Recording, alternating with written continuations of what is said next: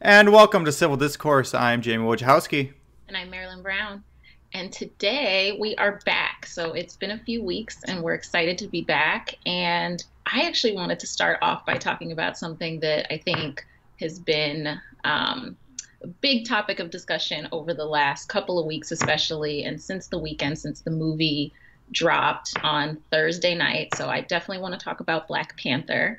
I saw the movie twice and I totally want to see it again. I'm not somebody that like goes to the movies to see movies multiple times. Like I'll see something maybe once at the theater, but then usually I can wait. But this one I had to see it again and I actually really wanted to see it alone. And so I went last night and saw it again by myself and just got so much out of it. So I just wanted to start off by asking you, have you seen the movie? And no spoilers at all for people who are concerned about that. We will definitely not be spoiling the movie, but more just talking about the impact on us. So I wanted to hear your thoughts.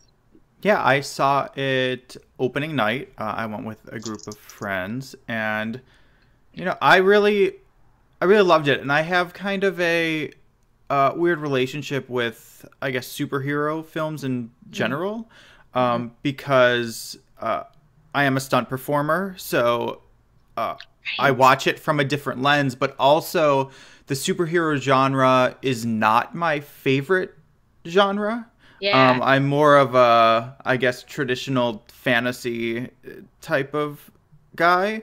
Mhm. So uh, it was interesting because I tried to, with the cultural importance of the movie, I tried to step back and just watch it.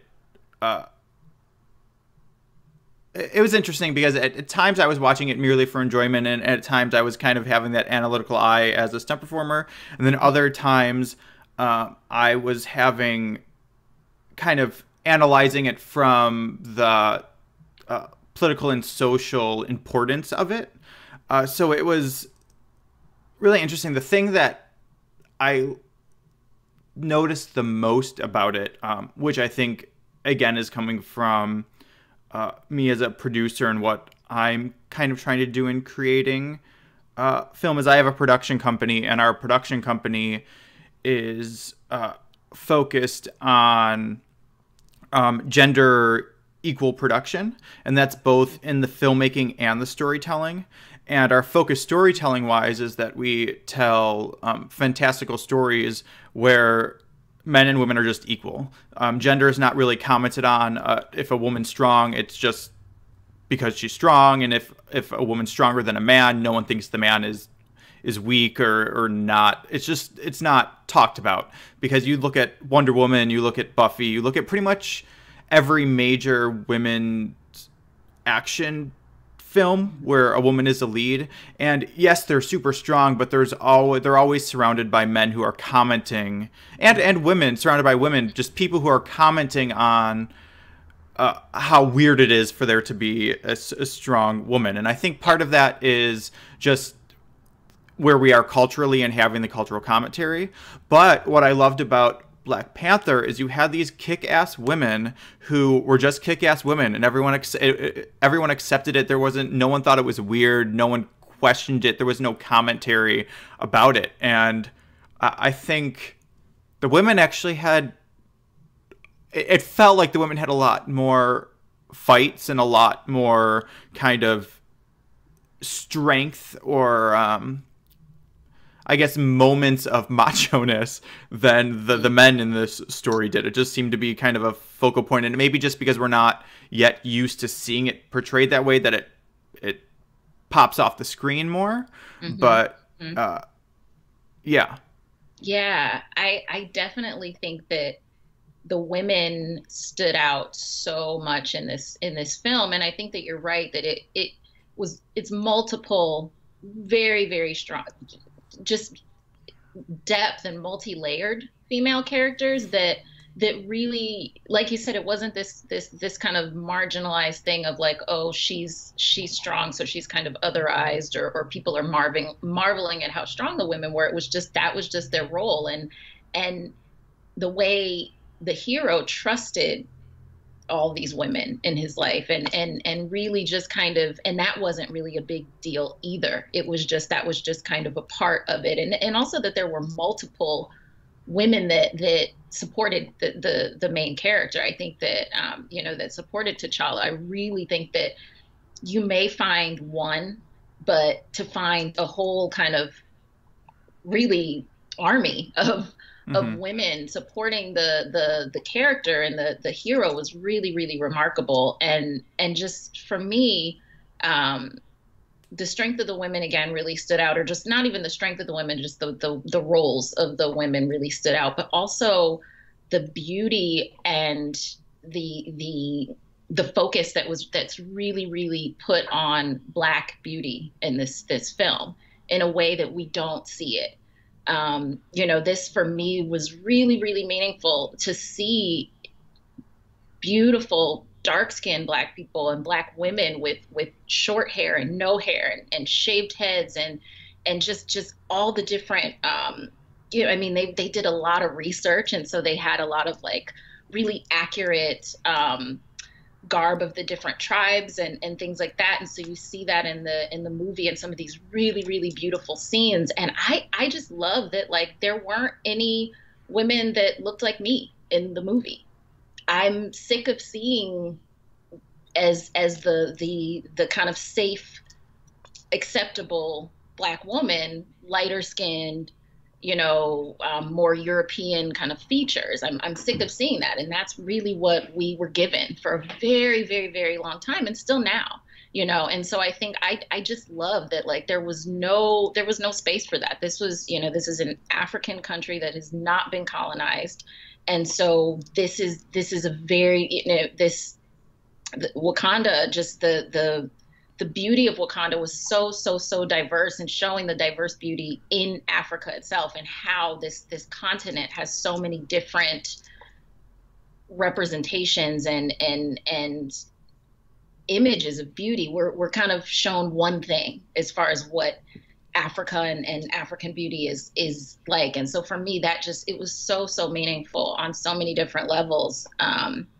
And to think about little girls watching this and to see that, like, they, a young, beautiful, dark-skinned woman can see herself reflected and say, I am beautiful. And it doesn't, I don't have to look a certain way. I don't have to have this very idolized European version of beauty to be considered beautiful and impactful. And so I just really, like, for me, it meant so much just in the representation piece. And I think representation in media is so important. And also just the roles, you think about movies that are primary black cast. And for a very long time, we were given a few different types of roles, a few different types of movies, movies around slavery and kind of overcoming that kind of adversity. But to see ourselves in the future and to see, it just was, it's something that we're not really used to. And so it's so exciting. And I love that, like, you're seeing groups of people just taking kids to see it. Someone told me yesterday that her daughter's class, a couple of the parents just wanted to take all the kids to go see it over the weekend. And activists are getting together, groups of kids, and seeing this, because it is important that you see yourself in every possible role. And so I think this is really kind of coming on the heels of a time when we really are, because I think we're able to create more of our own spaces and use our own voices, and that's being recognized more. So we're in this area where women's voices are being heard a lot more, people of color's voices are being heard a lot more, and I think it's really, really exciting. And so this film is just huge, and yeah, I could go on for hours. Yeah, and I think culturally within the movie industry, the significance is the industry has really told us for the past few decades that the reason they don't make more black film, but black centric film, is because it's not appealing to the mass public. It's only appealing to the small demographic, is what they say. And I think now they can't say that because Black Panther has been such a success just across the board. And I think it was a success without whitewashing anything, right? It wasn't like a black cast that was really whitewashed so that would be appealing to white people. It was the movie that the creators wanted to make and that the actors wanted to be in. That it just proves that they were wrong, and that a good story is appealing to everyone, no matter really who it's about. Yeah, yeah, and you see that happening in other films as well. Look at the success of Girls Trip. You know, that was a comedy, and like the fact that a comedy did so well. You know, another example that this idea that people don't want to see Black people as we are representing ourselves is just so not true. And you think about that idea, and it's kind of like, you know, it really, that old idea that Hollywood had, it doesn't really give people very much kind of credit or space to, you know, to be open. It kind of portrays America and Americans as extremely closed-minded. And I mean, there's definitely closed-minded people in the world and in this country for sure, but I don't think that that's the norm, you know. And I think that recognition that like that was, you know, that's an excuse. And so we can recognize that like we're pushing past those excuses, and you see it happening in television as well. And it's really it's exciting because I think it's proving, you know, and it's proving that completely wrong. You know, it's doing well overseas. It's doing well in Europe. I mean, it's breaking records all over the place. And you know, and again, like you said, it's not watered down. It's not whitewashed at all. It is very much a Black film, and that's important, you know. Yeah, I also think too that something that resonated with me was that it didn't shy away from commenting on our cultural racism, but it did it in a very different way than I feel I've seen. So, I mean, obviously the media tries to kind of glorify, I mean, any issue and kind of create sides and all these things. And I think we see the very heightened ideas of racism a lot in the media and in our entertainment. But what I appreciated about Black Panther was that it was really much more about the subtle racism of really a king of what is perceived as a third world country, and how that racism plays out of white people knowing this is royalty and this is kind of a political figure, and yet there's this subtle undercurrent of like, well, how could you have more technology than us, and all these just subtle things that I think are really the bedrock of what racism looks like most of the time in at least America. Yeah, and it commented on that very skillfully, and it also commented on the relationship between and the interplay between African Americans, Black Americans who came to the United States through the slave trade, and then Africans who maybe come to America or live in America, or just Africans in Africa, and kind of that connection and some of those relationships. And so I thought that was really important and skillful as well. That there was a lot of layers to the social commentary, which is why I went back and wanted to see it again by myself, so I could just really kind of dig in and pay attention to some of those themes that, like, on the first watching, I really was just kind of blown away by, like, literally how beautiful of a film it is. And so that really, I kind of had to go back and like dig in later on the second watching to see things that really was just, I was too in awe to really pay attention to. Mm-hmm. And then the director, Ryan Coogler, he's 31 years old and he's just absolutely incredible. And so really just being proud of what young Black people are creating and bringing into the world. Like that's exciting for Mm-hmm. me, Yeah, and actually, oh, go ahead. No, go ahead, finish. I was just going to say, and actually, the shirt that I'm wearing, Color of Change, is an organization that it's a non-for-profit organization, and one of their areas, so they focus on 4 different kind of areas in an integrated approach of racial and social justice. But one of their areas is media.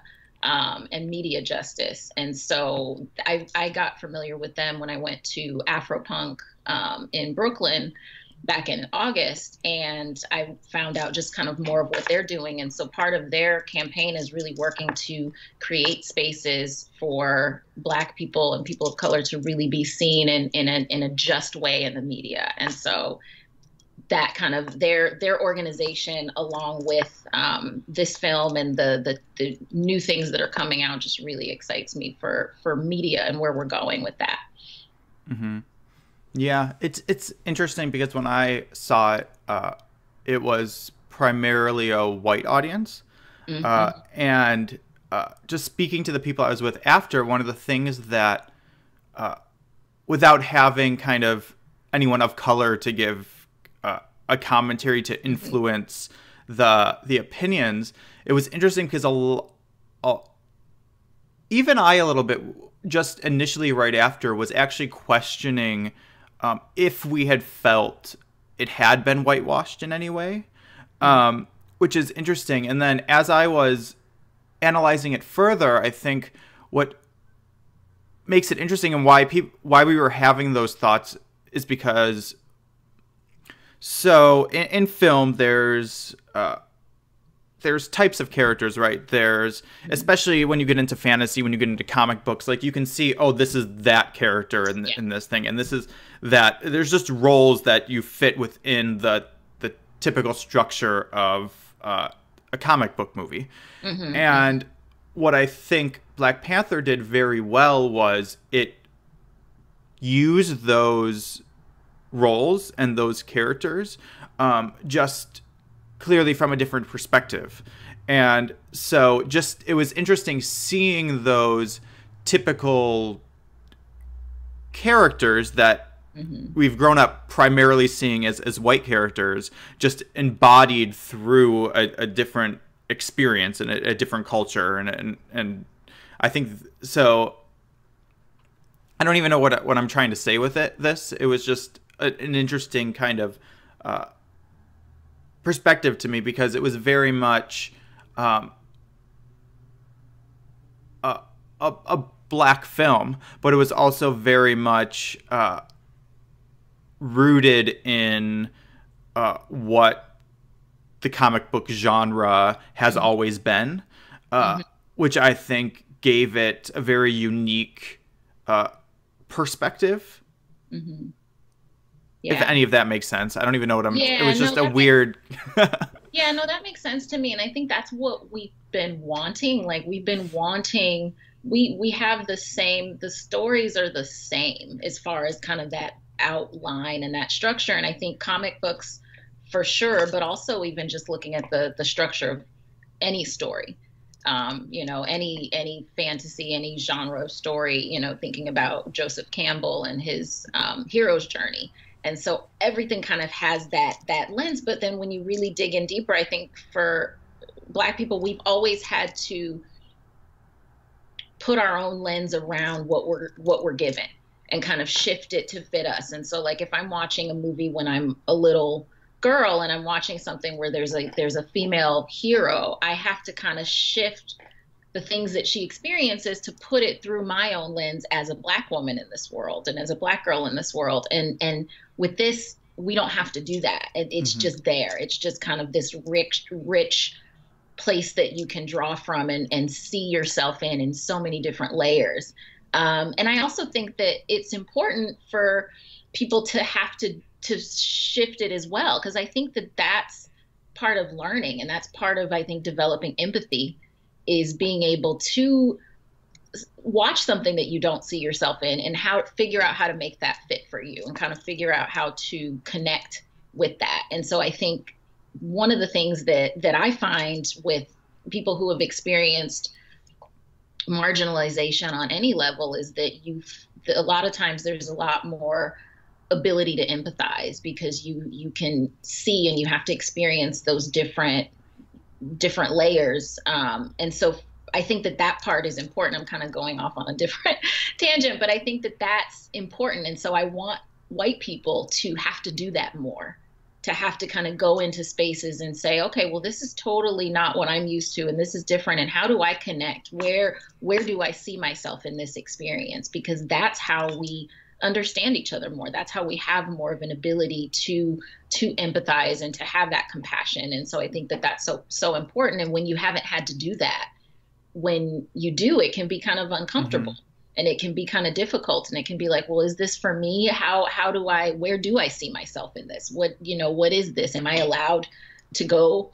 I've heard people asking, am I allowed to go see this movie? And that just, to me, is like, so it amazes me that that's kind of the thought, is that like, it's not for you because it doesn't look like you, because right. Again, it's kind of that experience is that we always have to do that.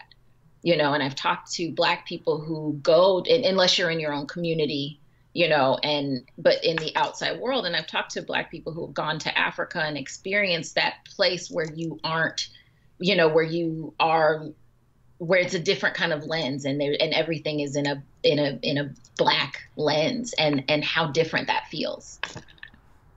Yeah. Yeah. And I think the movie, I think, again, going back to the common structure and the kind of storytelling that we're used to, makes that easy, right? So it's easy to connect because it's not, and this is what I was talking about before, this has always been the Hollywood argument for not making more diverse content, is that it's about the bottom line and money and getting viewers. And if you show a movie about a Black experience and Black characters that are stories that typically white people don't experience ever in their life, they're not going to be able to relate. That's kind of the theory behind it. But Black Panther almost forces, I mean, I don't want to say forces, but like, I don't know, because we live in Los Angeles, so we're kind of in a liberal bubble that's not, I don't know if this would be the experience of a majority of white people, or if it's just like an LA thing, but the people who I went with, there was no need to like, well, how do we relate to this? Or like, it just happened. It was just like, the world was convincing, and it was something, there was something in it that they recognized, and it just was something you related to beyond racial issues or any of that. And even I think the commentary helped as well, because I mean, there are white people in the film, and I think to the I don't remember the characters, but I think as an ally and someone who cares deeply about racism, what's his name as an actor? I'm not even remembering. The guy who flies the plane at the end. I think that is very much a character to relate to. For me, that was the ally experience, right? Mm-hmm. Of wanting to be helpful, but also not knowing what your role is, and kind of waiting, and then being in a situation where you overstep your bounds, and then had to realize, oh, I need to step back, and all these things, and trying. And I mean, he was a good guy. He was there to help, but it took him a while to kind of navigate how that works, and how him being in a situation where he isn't comfortable or doesn't know how to navigate how other people react to him. I think that was a great kind of commentary from the ally perspective. Yeah. I mean, I think all of that is just a testament to a really, really great film. I think, beyond all of the cultural significance of it, it just is a really, really great film. Just I haven't talked to anybody who's seen it that didn't feel connected to it in some way. So, and well I think done. I think it too. It's like a great example of how those stories need to be told moving forward, and just I think that genre of storytelling, because I think what's hard for me is working on those type of films a lot and being a writer is it's such a strong structure that it's very hard to surprise me when I'm watching them. I know everything that's going to happen before because it kind of follows the same path. And yes, things are slight differences, but I know exactly like, oh, this is when this is supposed to happen and this is when that's supposed to happen. So nothing surprises me. So unless there is some new angle or something else that's being explored that is new or that I'm not as used to seeing, it's just going to fall flat because it's predictable. Where in Black Panther, yeah, I knew everything that was going to happen before it happened, but it was such a unique experience that I was still engaged even though I knew what was going to happen before it happened. Mm-hmm. Yeah, I totally see what you mean. Well, now that we've talked about that, I also want to kind of just check in and find out, because we haven't been here for a few weeks. What have you been working on? Kind of how are you navigating your own mindfulness practice right now, or is there anything different that you're doing? Kind of where are you at? Well, I've been very busy. So my mindfulness practice isn't as strong as it normally is, but I've been busy because a film I produced and acted in is starting a festival circuit, so we're doing a lot of marketing and all this stuff.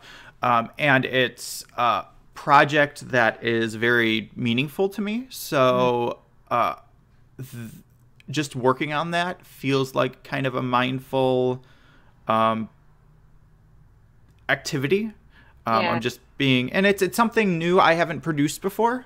So it's also, I think a big part of mindfulness for me and just my own Zen practice is trying to see the world through kind of the beginner's mind, and having experiences for the first time. And I'm just having so many of them, and figuring out how to navigate situations I've never been into and kind of a world I'm not used to. So it's just giving me a lot of insights and teaching me a lot about myself in that process. So I feel like my work the past couple of weeks has really been my mindfulness practice, if that makes sense. Yeah, that's been your teacher, it sounds like, really, over the last couple of weeks.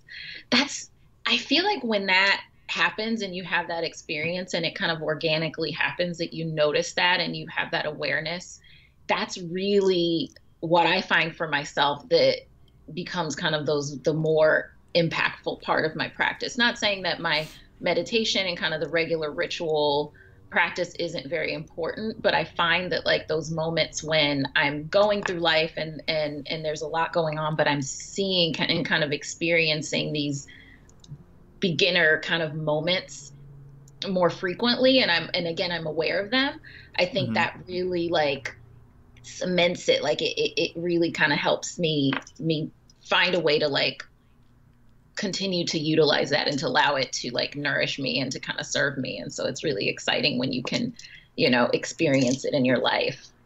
Right. And I think the only reason I'm really experiencing it through my work is because I still am kind of taking the time to meditate and self-reflect. Because when I'm learning about myself, which is I've always known, and I think it's a common thing for artists, is this "am I really good enough" kind of mentality, or "am I a joke" type thing. And it's interesting because we're having a lot of success with this film, and yet when I take a step back to meditate and reflect, those thoughts always come in. So a Yeah. big part of my practice has been, how do I get those thoughts, and how do I not allow myself to sit in them? Because I'll be prepping something for a huge festival we got into, which is like a huge achievement, right? And I'll notice like I'm depressed or I'm like anxious because Yeah. I have this like, oh, is this a fluke? Did we just get out of here by happenstance? Is this a mistake? Are we just like one trick pony? Is like, you have Yeah. all these things and Imposter just, syndrome.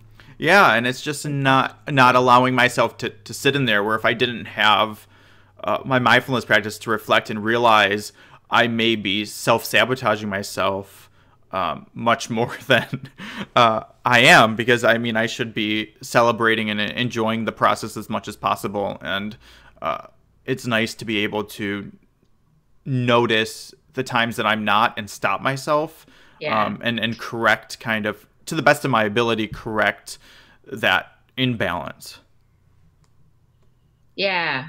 Wow. I love that because I think it is that dance of like experiencing but then reflecting and experiencing and reflecting and that really has to be happening like in tandem. But I think a lot of times we want to like go full on into just doing mode, but we don't take those moments. And I think at any point, no matter how busy you are, it's important to find that time to reflect, because that really does um, give you the space to actually move in the direction that's the most effective, the most in intention, the one where that's not fear based. Um, Hmm. so that's cool. And it's interesting because for me, I'm like moving into a place where I'm really pretty much most of 2018, the end of 2017 and the beginning of 2018, I've pretty much like gone back to school. In my mind, I'm a therapist, and so I have my master's, and I've been working for a while, and so I've been out of school since like 2010. But just recently recognizing that the things that I've been doing for my own healing, the things that I've been doing for just because they're the things that interest me, my spiritual practices are actually something that I've been feeling really drawn to incorporate into my work, and really going into deep meditation over the end of last year. I realized that like this is something that I want to do in a more intentional level, and being able to be grateful that my day-to-day work of being a therapist is going well, and I'm able to kind of meet my needs that way, and do work that I really believe in, but also recognizing now it's kind of time to challenge myself and become more focused in, again, areas that I've really been interested in my whole life. Hmm. I've been interested in divination and like reading tarot cards since I was a kid. And so I'm now taking specific classes to do that and to actually share that with others, because it's something that I've always kind of done on the side with friends and with family, but never really done it in a more focused way, and learning the um, the history and all of that. And then I'm now currently, I've done my Reiki healer level 2, which is kind of Reiki energy healing. And so that's something that I've been training for and I'm doing more. So it's like interesting because with all of that and getting excited about learning and going back to school, which is really, I think, where I find I'm most effective. I find when I'm learning new things and kind of finding a way to apply that, I'm the most kind of passionate and excited about life. I Hmm. think a lot of it has to do with that beginner's mind. I think beginner's mind is really an exciting place, and I love being there when it's something that I've given myself permission to do. And so I'm excited about that, but I also recognize there's a lot of distractions that I've been allowing to kind of be there, and I haven't really had to like be more intentional about getting rid of certain distractions. And so now I'm in a place where I'm recognizing, like, for the next, few weeks, I really want to step away from social media and my time on Instagram and my time on Twitter, and really get focused with how I want to utilize those spaces to create more of what I want to create in the world, and kind of share more of a space that I feel more is in line with who I am and what I want to put in the Mm-hmm. world, and less about just kind of distraction, and less about that like automatic, okay, let me check Twitter and find out what the news of the day is, and just kind of going through that, because it's really remarkable to me how much time it can get Mm-hmm. eaten away by just things that, and it's hard because it's not like my Instagram feed isn't this like toxic negative space. I actually really like the things that I follow, and I've got a lot of positive, quotes and positive things, and healers and things that I follow, and beautiful pictures and stuff. And so it's not like it's toxic where I need to like step away for those purposes, but it really is just a distraction, and I'm not, and it's eating away a lot of time, where I'm finding that I have a lot of creative impulses and creative energy going on right now, and I'll have an idea, and then I'll like go on Mm-hmm. my phone to maybe look something up, and next thing I know, I'm like in my Instagram stories and the idea is gone. And so that's kind of where I'm at right now, is excited about learning, but also recognizing I have to find and set more boundaries around my mind and what comes into my mind and what I'm allowing in, which is Yeah. hard because distractions are yummy Everywhere. and everywhere. Yes. Yeah, it's interesting because this year I've noticed I haven't set out to do this. I was doing a lot of the kind of, I guess, experimenting with social media and what I was aligned with social media wise last year. And this year I haven't been focusing on it as much, but I've just naturally been using it less. And it's interesting because I just had an experience maybe like 2 days ago where um, I've just kind of stepped away from politics and kind of social media activism. Yeah. In Yeah. that I just wasn't finding it useful for me or for my network very much. It was just yeah, in my own life, I was finding that it was giving me a lot of stress. And then if I would post things that were about spreading joy or spreading understanding or things like that, I was just a happier person.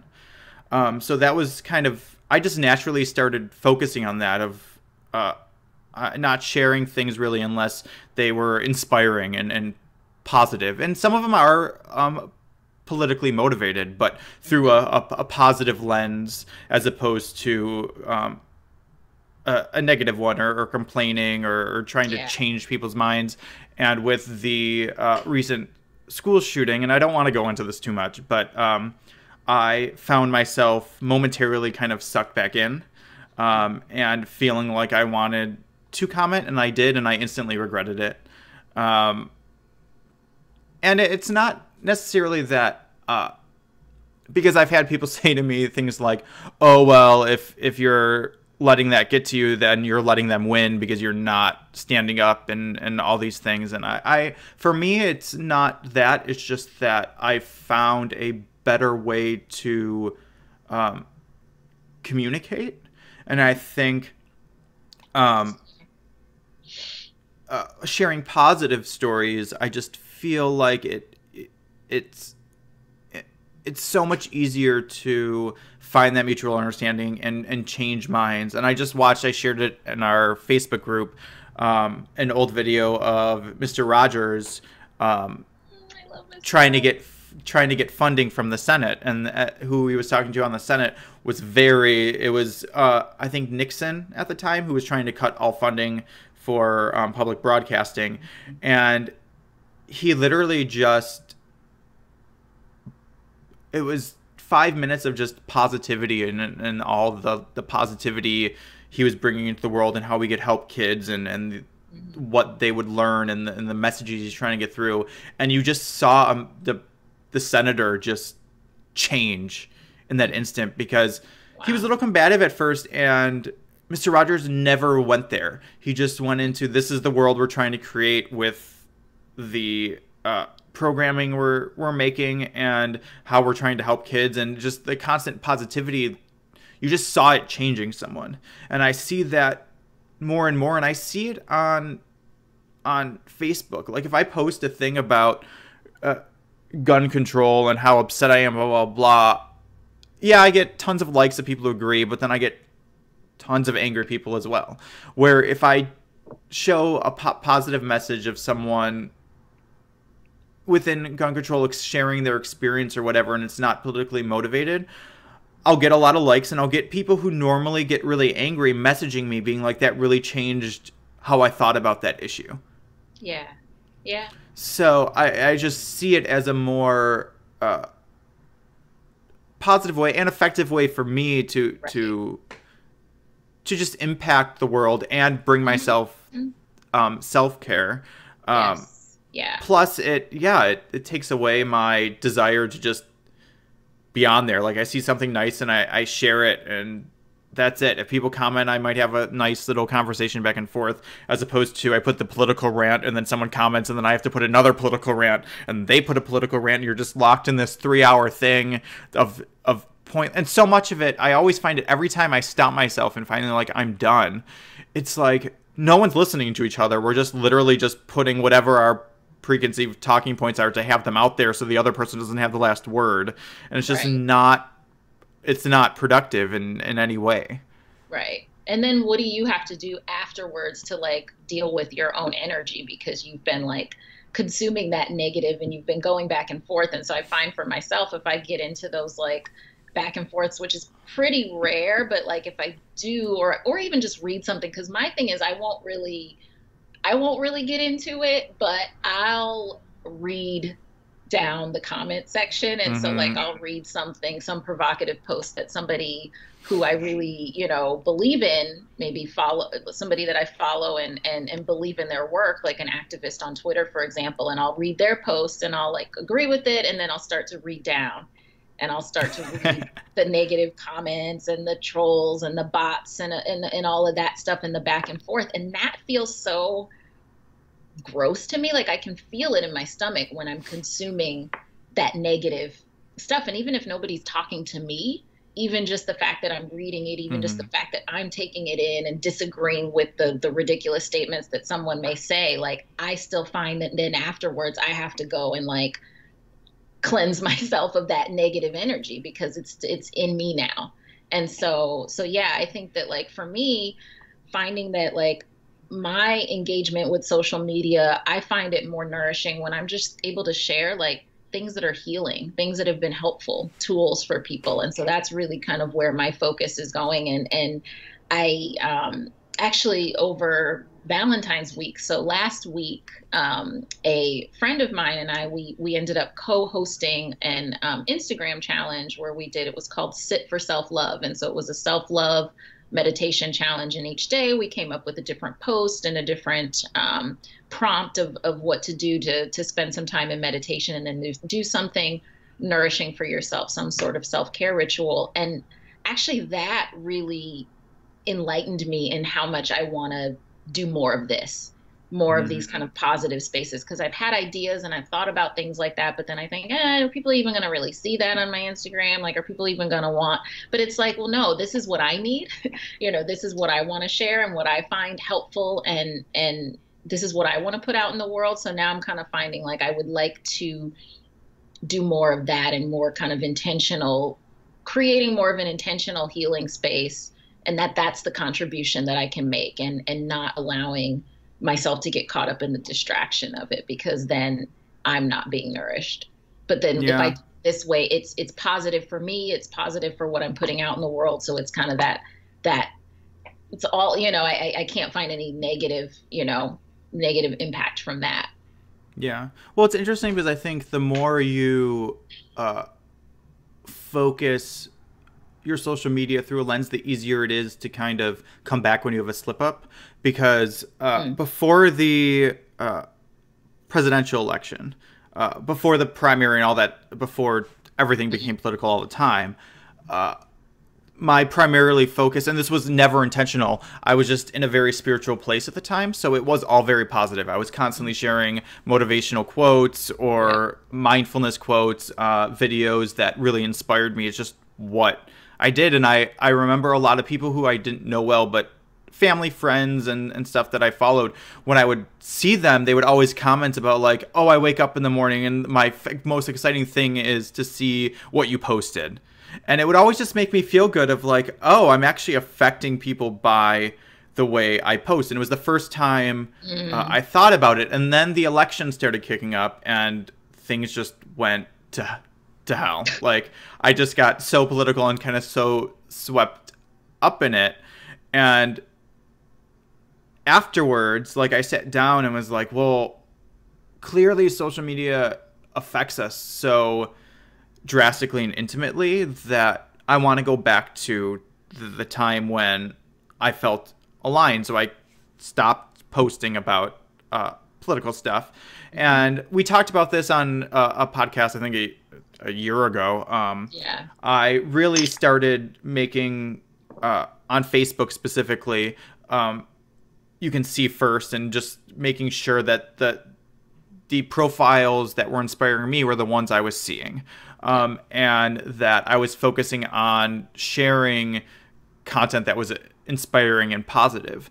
And what helps me now is, yeah, I'll have lapses, of course, but what stops me is that I'll go to my wall for a minute and I'll see something positive, right? And then that'll trigger me to be like, what am I doing? Like, and for me, my wall is not a public space, so it's a mindful space because it's part of my self-care journey, my Zen journey.